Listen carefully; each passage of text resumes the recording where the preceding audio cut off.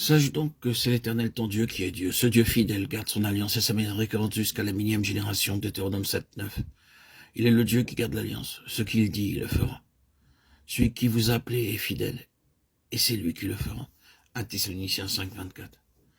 Maintenant, nous disons en théorie, oui, Dieu peut le faire. Dieu peut toutes choses, mais en pratique, nous n'agissons pas en accord avec ce que nous croyons.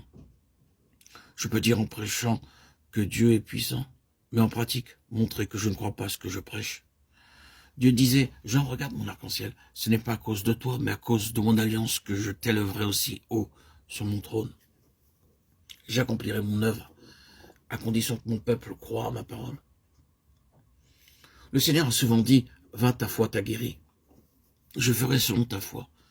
Nous devons croire ce que Dieu dit, car ce qu'il dit est la vérité. De même qu'il y a 7 couleurs à l'arc-en-ciel, Dieu a fait 7 alliances avec l'humanité. Quelles sont ces 7 alliances? Par les moyens desquels nous sommes élevés de plus en plus haut, jusqu'à ce que nous atteignions le trône de Dieu lui-même. Le jour viendra où nous régnerons en tant que roi céleste avec le roi des rois, à cause de ces alliances. La première alliance faite par Dieu se trouve dans Genèse 3:15. Je mettrai inimitié entre toi et la femme, entre ta postérité et sa postérité. Celle-ci t'écrasera la tête et tu lui blesseras le talon. Dieu promit qu'il donnerait naissance à un sauveur par la femme. C'est pourquoi le Seigneur Jésus-Christ vint comme la postérité de la femme, mais il est aussi le Fils de Dieu. Il a été conçu du Saint-Esprit. Le diable a cherché à briser le talon du Seigneur en faisant dire au peuple, crucifie-le. Ils l'insultèrent à la croix, ils se moquèrent de lui et le tournèrent en ridicule.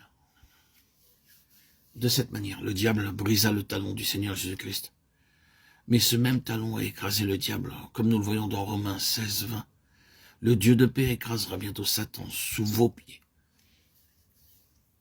Nous ne pouvons pas vaincre le diable par des miracles, par des signes ou des songes. Nous ne le vaincrons pas non plus par le jeûne et de longues prières. Le Seigneur lui-même n'a jamais vaincu le diable par des miracles, des signes ou des sermons. C'est seulement lorsqu'il a pu dire « tout est accompli » et qu'il mourut, qu'il vainquit le diable. Les musulmans, par exemple, croient à tous les miracles du Seigneur Jésus. Ils croient aussi que le Seigneur est né d'une vierge, ils croient à sa seconde venue, ils croient qu'il a souffert, mais ils disent qu'il n'est jamais mort. Mais le Seigneur devait mourir. Il mourut selon les Écritures. Il fut enseveli selon les Écritures. Il est ressuscité selon les Écritures. Il a vaincu le diable par sa mort. Quand il mourut, il ôta notre péché et notre condamnation. Ainsi seulement, il vainquit la mort. Nous pouvons vaincre le diable uniquement de cette manière et jamais par la seule connaissance biblique. Nous pouvons continuer de dire, Satan, ne me dérange pas, je connais ma Bible. Et le diable répondra, je la connais plus que toi. Nous ne pouvons pas vaincre le diable par la connaissance biblique ou par de longues prières, mais par la croix. Je suis capable de vaincre. Je dis maintenant, Satan, ne t'approche pas de moi, car mon Seigneur t'a vaincu à la croix. Il est mort à ma place. Il a été enseveli pour ensevelir mes péchés. Il est ressuscité pour vivre en moi. Par la foi, nous vaincrons le diable, et non pas par nos bonnes œuvres, pas plus que par nos propres efforts ou nos luttes.